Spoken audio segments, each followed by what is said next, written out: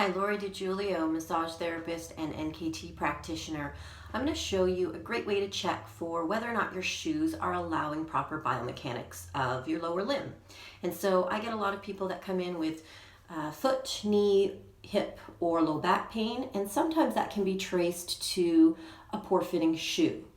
And so if you know me, that I hate wearing shoes. I'm really a big fan of barefoot or very close to barefoot, but that's not appropriate for some people, and that's just fine.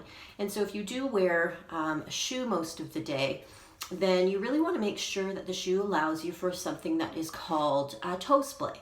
And toe splay is what happens naturally in a gait cycle, and it happens when you lift your heel and the toes, they're supposed to spread or splay. And that spreading of the toes is an important part of that push-off phase of gait. If that's not allowed to happen, what will happen is your shoe, which is often shaped kind of like this, your shoe will compress the joints, especially that big toe gets kind of squeezed in, and you start to get things forming like bunion formation, which really messes up with that natural biomechanics of the gait cycle.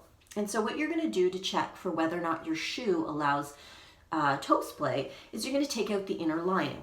So you're just going to take out the inner lining like this. It's the inner lining of one of my shoes.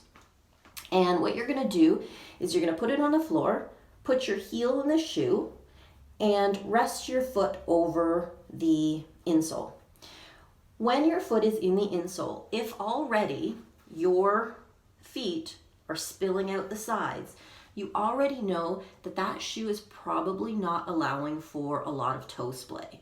Now, with that heel in your insole, if you lift the heel and look at what happens in the toes, if the toes, when you lift the heel, are splaying outside of that insole, you know that that shoe that you're wearing is not allowing enough width in that toe box to allow for proper splay, and or the shoe is not shaped like your foot. And that might be contributing to the biomechanics that are leading to your foot pain, your knee pain, your hip pain, or your low back pain.